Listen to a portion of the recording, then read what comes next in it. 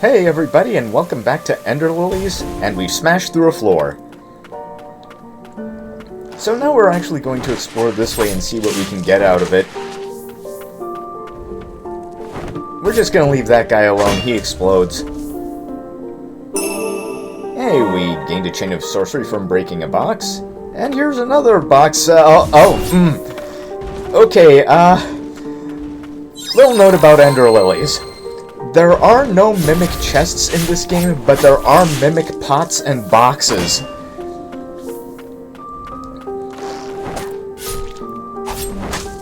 And now we can open this gate over here. And let's see if we can't do anything about that chest. No? No. Later then.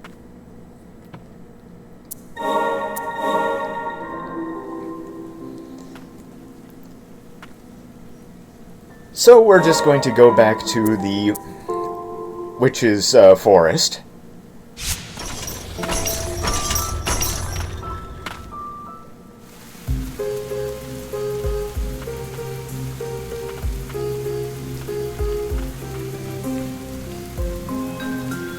So we're just gonna do all the exploring that we didn't do last time.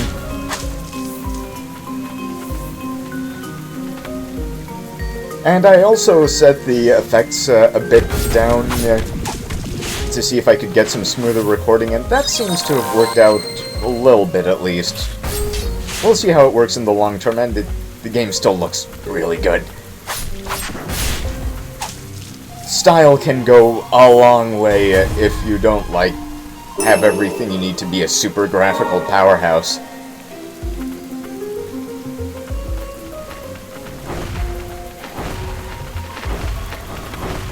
Ah, this soundtrack, this area. Yeah, I want to be level with you about something. There are some pretty impressive areas in the original Dark Souls, but my favorite area in DS1 is actually the Darkroot Garden and Darkroot Basin, and if you've never played the game or watched a video, which, well, that's probably unlikely if you're watching a video of Ender Lilies, the Darkroot Garden and Darkroot Basin are basically just this big subterranean forest. It's something that's really different from a lot of the rest of the environments in DS1. And I think I'd rate it above places like Anne Orlando just because of the contrast it provides to the rest of the game. And this game is kinda like that area, only it's somehow actually more vibrant in some places and ways. Plus, there's just plain a lot to explore down here. And it also gives you your first taste of a bunch of different kinds of enemies than we had in the White Parish or the Cliffside Hamlet.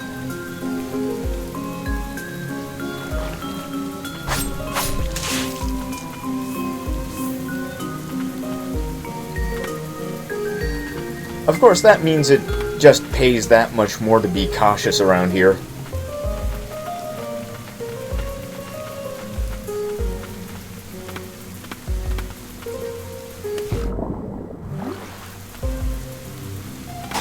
And another amulet fragment? Oh, that's everything in this room. Okay. That saves us some trouble.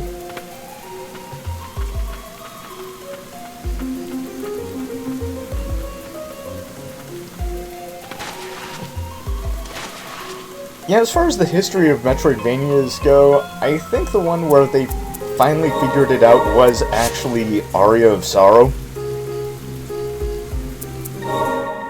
Because Symphony of the Night was basically an event. I'm not going to argue against that.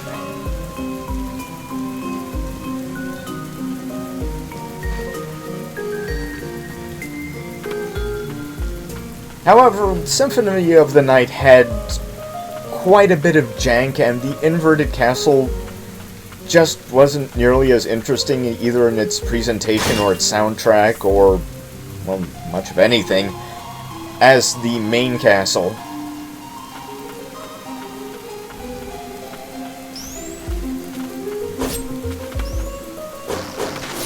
Of course there are still going to be well, I guess I don't have to worry about that.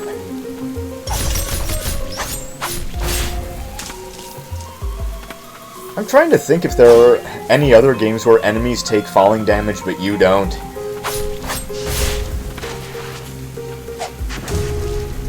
There might be one, but it's not within my realm of gaming knowledge.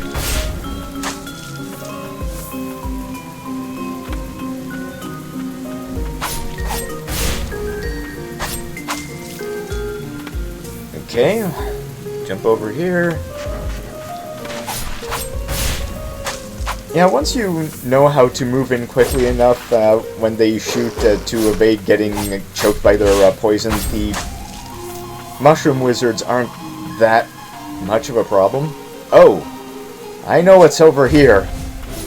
Yeah, the way you can tell mimic pots and boxes apart from the rest is that they tend to be darker than the others.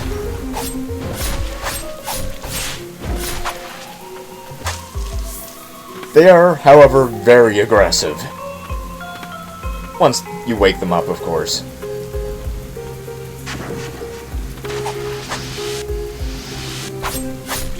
And here's the fungal sorcerer.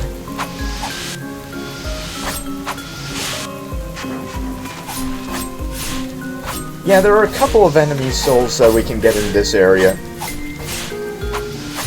Yeah, the White Parish, the Cliffside Hamlet, and the Witch's Forest, these are all of the areas that were in the early access version of the game.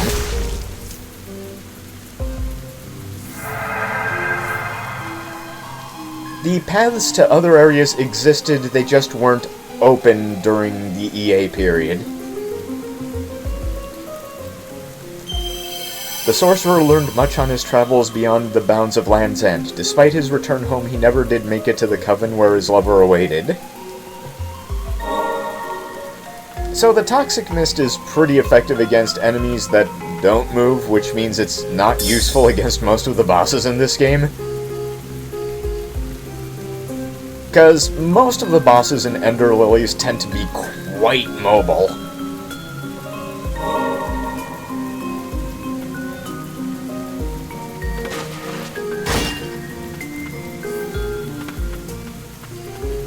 Yeah, might as well heal up here.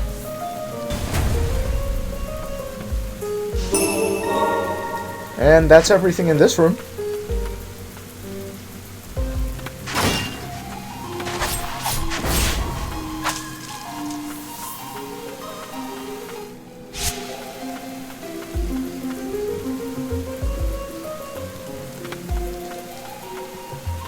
Yeah, one of the reasons I took to this game, even though... Well, not even though.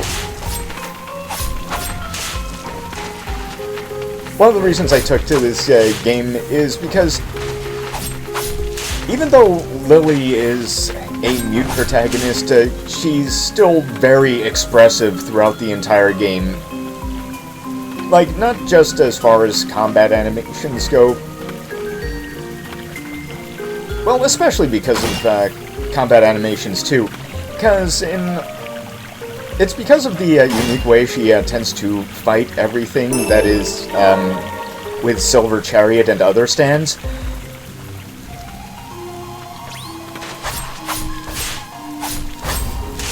The various spirits can have their own attack animations, and Lily can react to them, like the way she flinches whenever the Umbral Knight starts swinging her sword around him.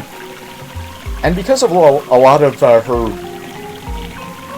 movement abilities will also come from her spirit companions, there's just a bunch of stuff like that. Characterizing Lily through action is how it goes.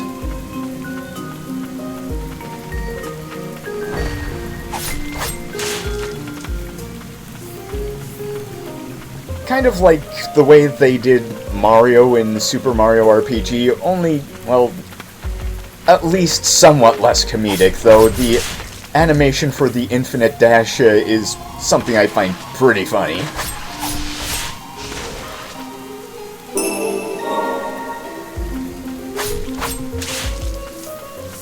But getting that, well, that'll take a while. Though one of the things that'll probably shorten the playtime of this playthrough versus my first playthrough is not just knowing where to go, but also knowing where I can't go. Like, not spending a bunch of time trying to get to a platform or go through a door that I can't get through because I don't have the abilities yet.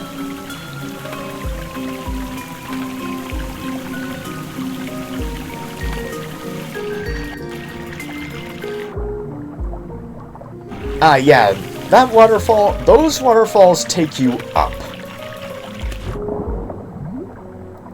And I need to stop running into it. I want to go down. This is not down.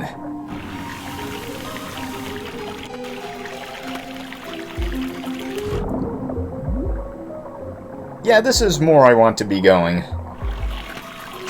Anyway, enemy projectiles and yours all have limited ranges. There are no projectiles that'll follow you throughout an entire map.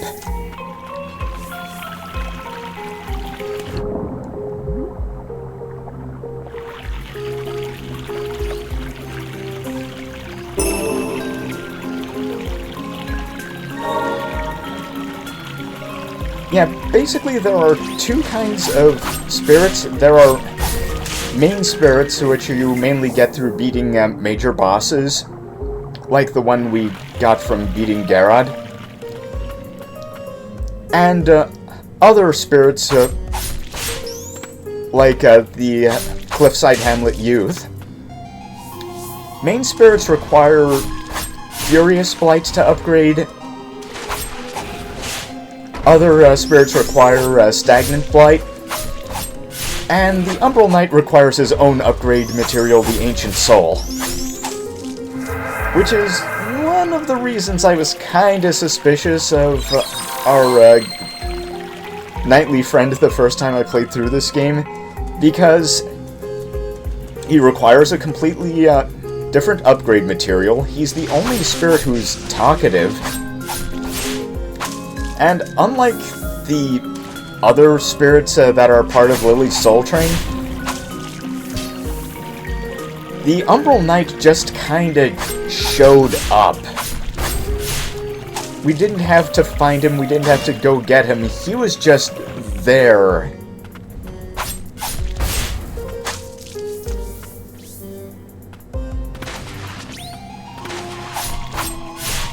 He came around on his own. See. Maybe I can make that jump? Ah, that's what I wanted. But first, let's beat this thing.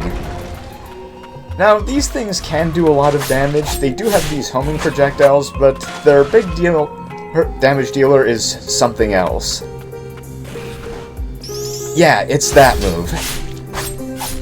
Because all of those projectiles can hit you because you don't really have any or many iframes in this game. So we got a ring that increases the number of our limited spirit uses. That's cool. We can't get that chest yet. We'll be coming back for it, but not now.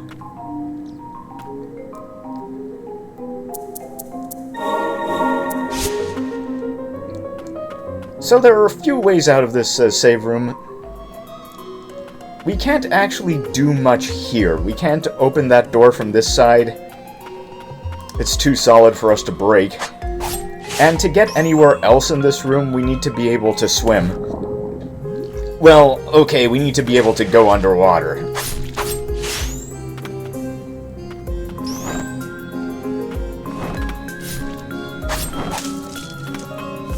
Unlike a certain half-vampire voiced by Robert Belgrade, we aren't damaged by regular water anyway.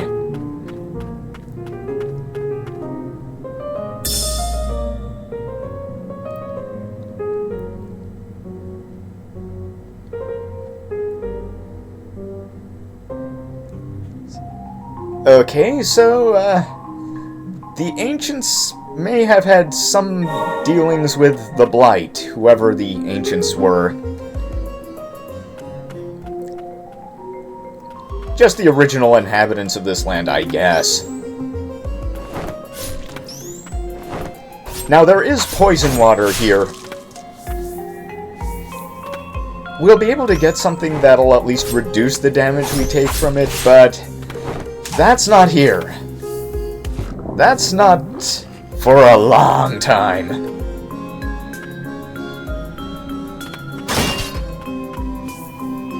Well, I'm not gonna say no to more health. Ow. Yeah, this jump... we can't get back up there through that way, and this jump is fairly tricky.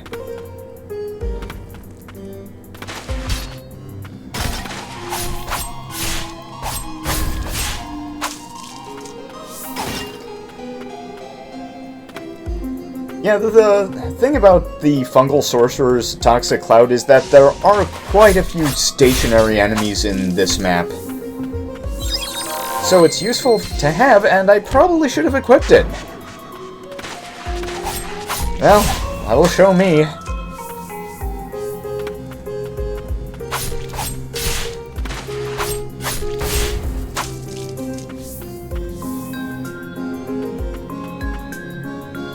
No problems.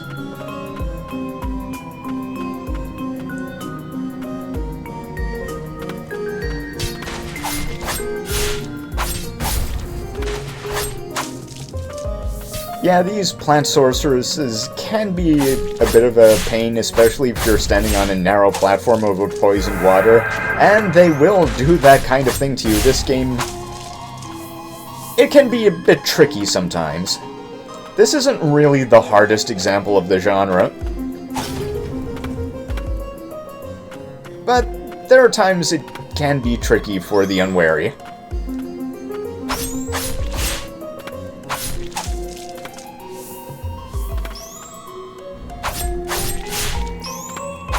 I don't really mind that it's not like the hardest example of this genre, because I've become kind of bored of the semi-Souls-like Metroidvania difficulty arms race that's been going on.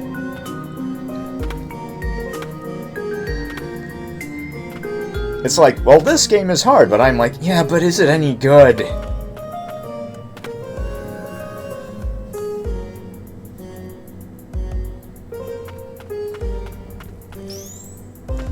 You need to have more than difficulty. This game has more than difficulty.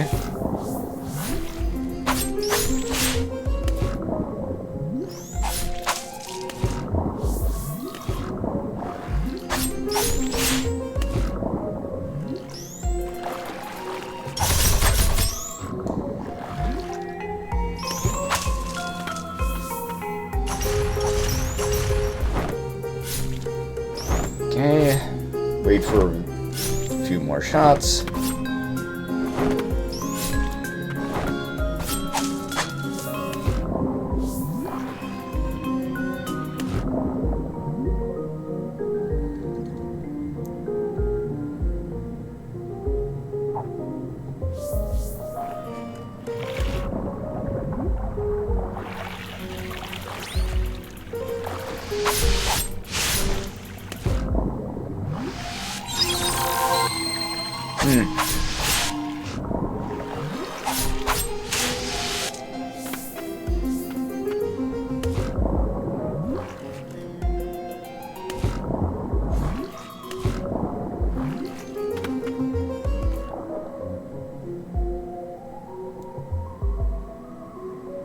Okay, breaking these things opens these doors up here.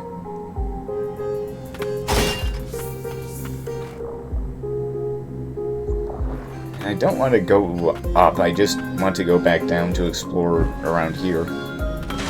Nope.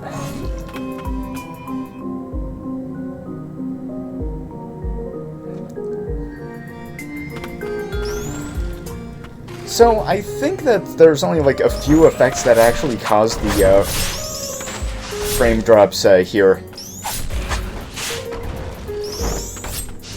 Oh,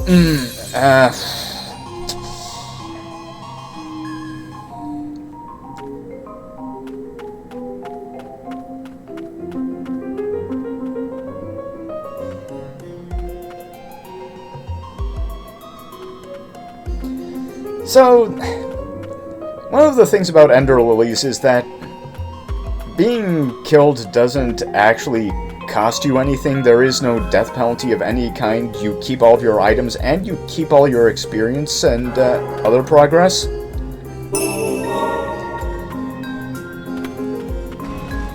So the game is just testing you on, can you actually get through this challenge?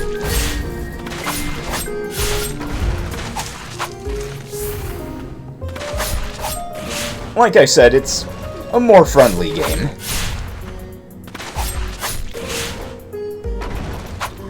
In some ways more than others. Just because you don't lose anything doesn't mean that it's,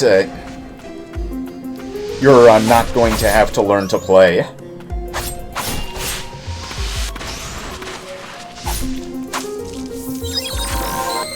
Speaking of learning to play, this game doesn't really have nearly as many broken pieces of equipment or abilities or similar things.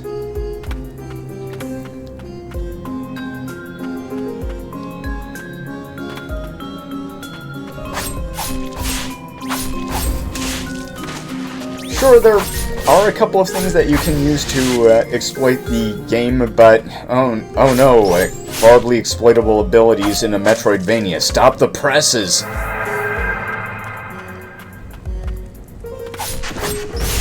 I mean, I broke Sultan Sanctuary wide open through using the secret esoteric pro-gamer move of using a two-handed weapon. I basically did that by accident. I was looking up if two-handed weapons are any good, and people were saying, yeah, two-handed weapons are fine. And I used one, and using the Great Hammer in Sultan Sanctuary, you might as well have played that Donkey Kong music when I was going through the rest of the game.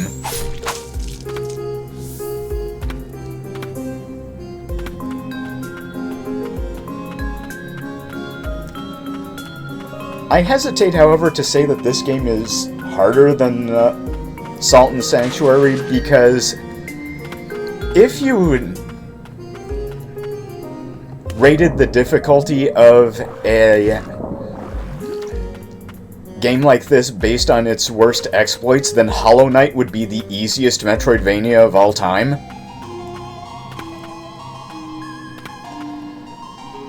So it looks like we can't use the exit on the right of the room, so we're going to have to go down. Oh, okay. I'm not gonna turn down another enemy soul.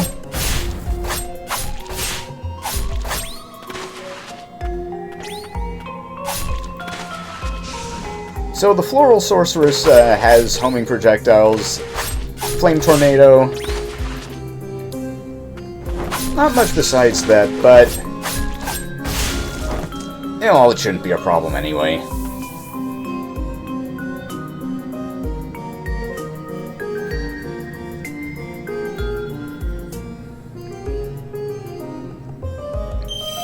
The charming sorceress, beset by grave illness, spent her days alone. Amongst flowers, she waited patiently for her lover's return. He left to seek a cure for her, but she only wished to be with him for what little time was left. Yeah, this is the lover of the fungal sorcerer that we freed earlier, so now we've got them both hanging around us.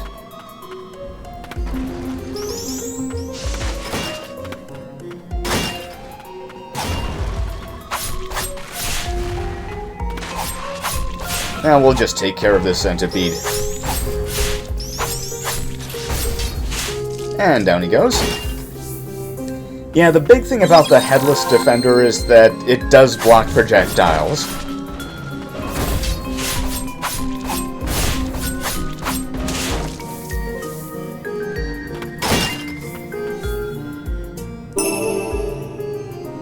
You know what, I'll take that.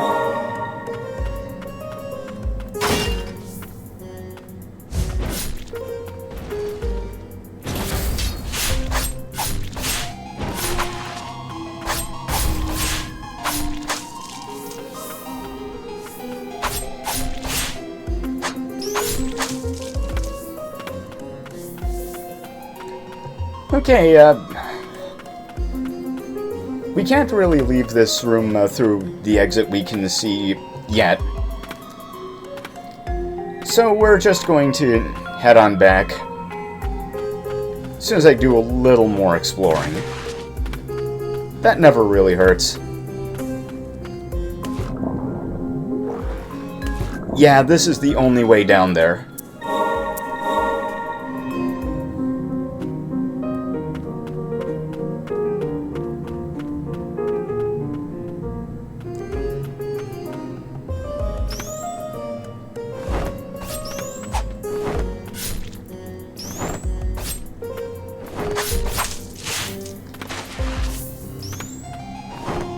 So we're just going to have to make our way back through here again.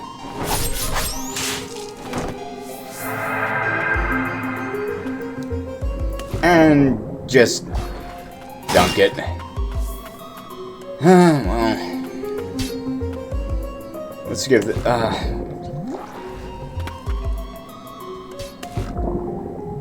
God, I've been playing platformers forever. I should know this by now.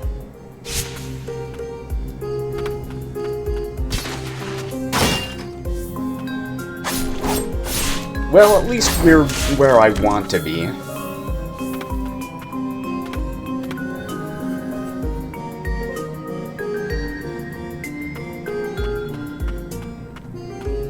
Plus, I already opened that shortcut, so there's no need for us to go all the way around again.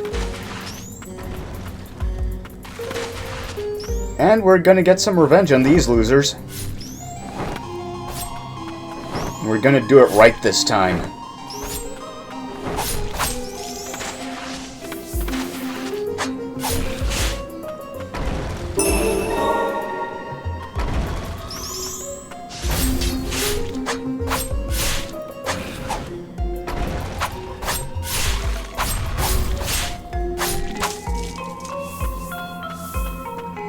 By the way, a little feature of the Umbral Knight is that if you're standing neutral, you stand still while he's attacking, but if you're holding a directional while you're attacking with him, he will actually inch you forward a bit.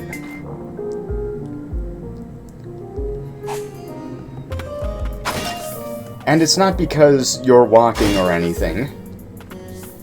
You can't actually cancel out of his attack animation. So, this is a pretty nasty little gauntlet here, what with all these homing projectiles and that deep one down there.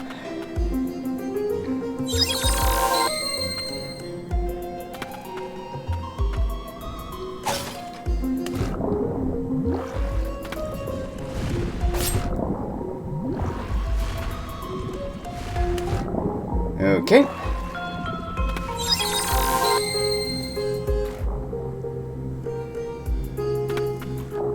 Well, we can't do anything about that yet. But now we can pass through here.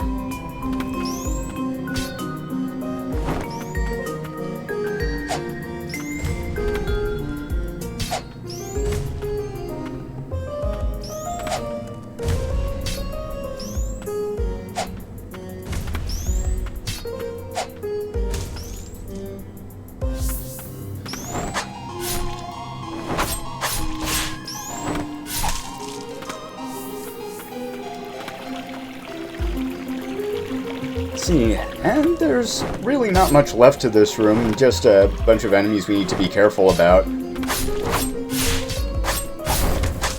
Which is actually a fairly reductive way to describe a lot of areas in these kinds of games.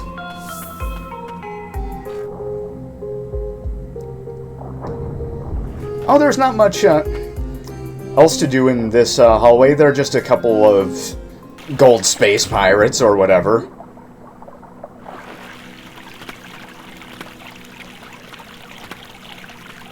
Well, we don't want to go down there yet.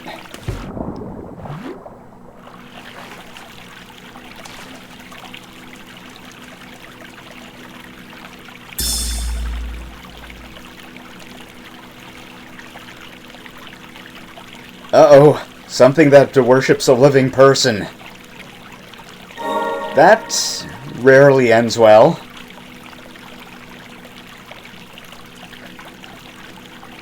So we're going to equip the latest relic that we came across. Set our spirits for what we're going to do next.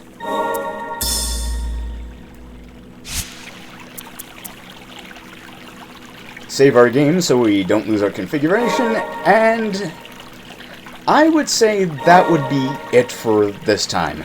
Join us next time when we finish off this area, and, well, goodbye.